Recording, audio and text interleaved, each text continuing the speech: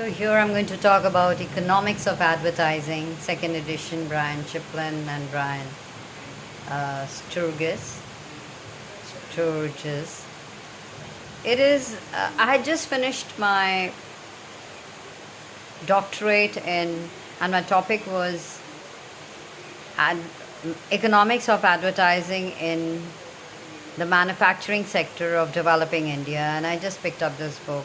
Found the title very engrossing, and it was. I mean, I'm just going to read something from the preface so that you understand. It's a second edition of Economics of Advertising.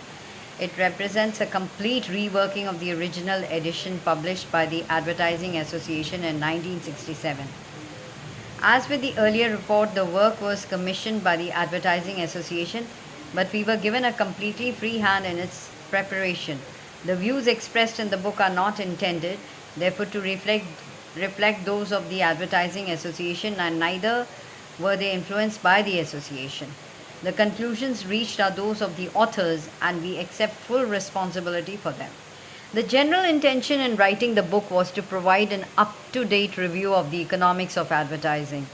It was decided at an early stage to direct this text towards the relatively sophisticated reader with some knowledge of economic analysis and statistical techniques. Thus, the book was seen as being of use to the second and third year students of postgraduates studying advertising, marketing, or industrial economics. They write that it was not our intention to write a handbook for the advertising or marketing practitioner. Nevertheless, we hope that there are many points of interest to those directly involved in advertising, and, in particular, that we have been successful in providing a comprehensive survey of the current analysis, evidence, and controversy in this area. It was also decided to concentrate exclusively on the economics of advertising, and we are aware that in so doing we have omitted areas of considerable interest from other disciplines. This partly reflects our own expertise, but also there has been a large amount of economic research into advertising, particularly since 1970, and to have widened, and the material would have led to a book of unmanageable proportions. So I come to the third paragraph here. In preparation, the text we have been helped by many people who have provided information and commented on the text. So they write like that. And so now talking about the foreword, which is given by John H. Dunning, the University of Reading, 1981.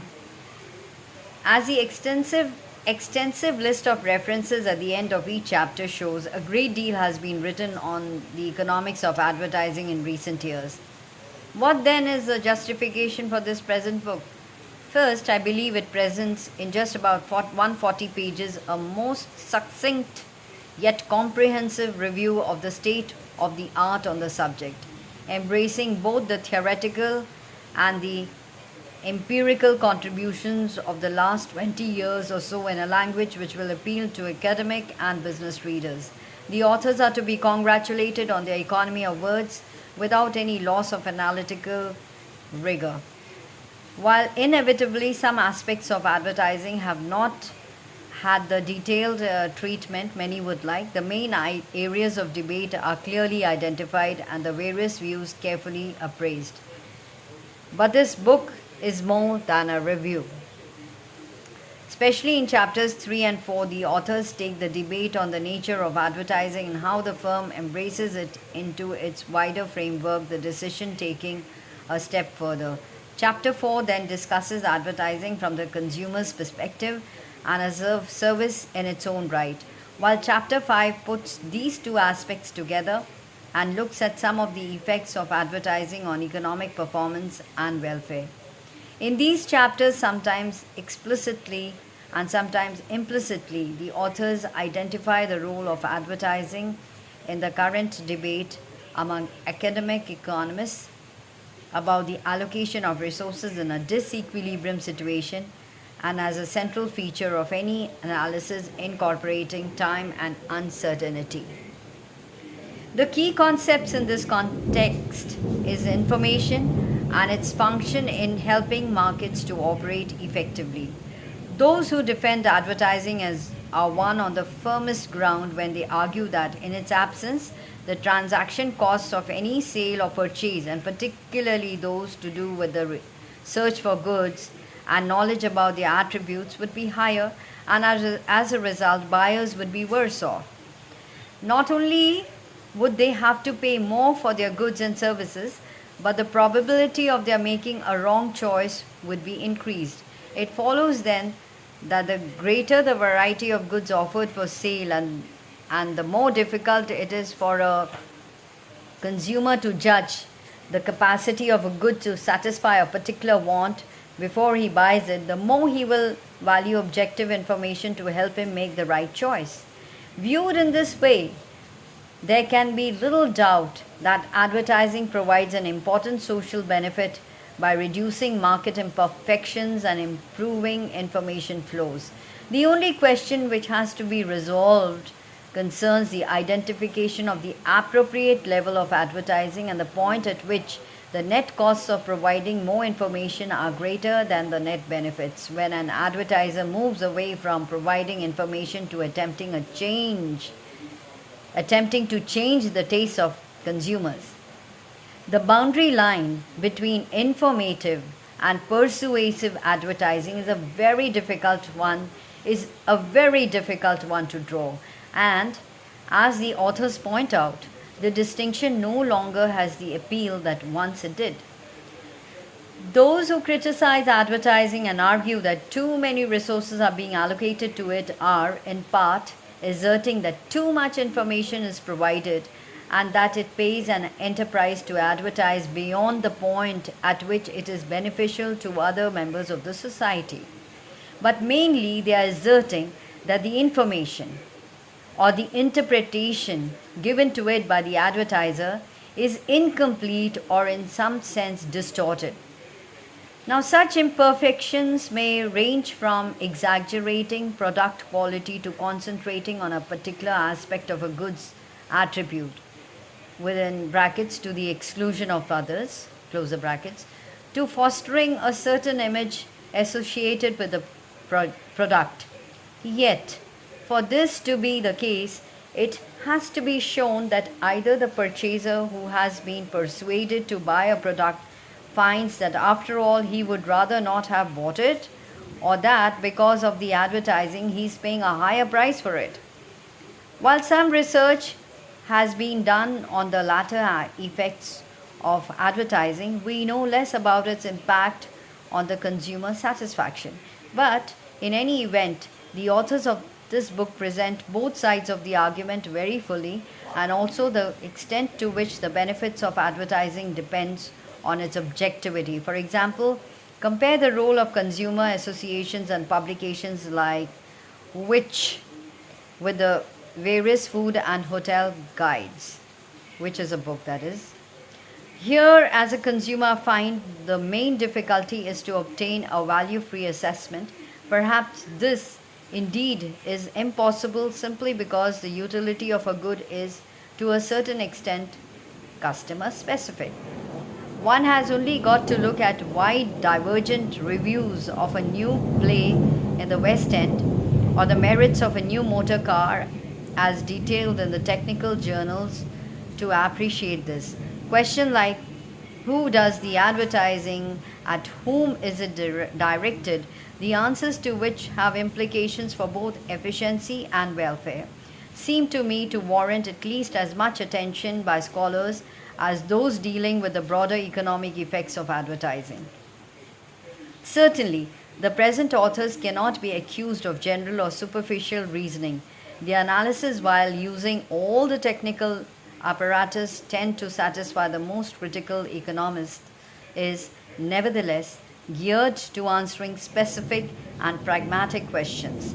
The fact that in many cases they raise more questions than they answer shows that in spite of a vast literature on the subject, there are many lacunae in our knowledge.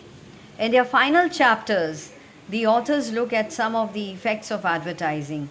Again, there is little consensus of opinion, the main debate being between those who are persuaded that it leads to economics of large scale production and lessens the possibility of a fragmented market structure with firms operating at below their optimum capacity, and those who assert that it will cause a deterioration of market structure by increasing concentration and monopoly power. A related argument that advertising diverts resources away from more productive activities, for example, innovation. Here, the pharmaceutical industry is sometimes cited as a classic example. Since once one moves away from a theoretical model of perfect competition and a world of no uncertainty or technical progress, economists cannot agree on what is the best market structure. It is not surprising that the consequences of advertising are differently interpreted. But observe, the argument is often not on the effects of advertising per se, but on one's judgment on whether a particular market structure is preferable to another. In modern microeconomics, there is no a priori assumption and that imperfect competition and barriers to entry are necessarily a bad thing.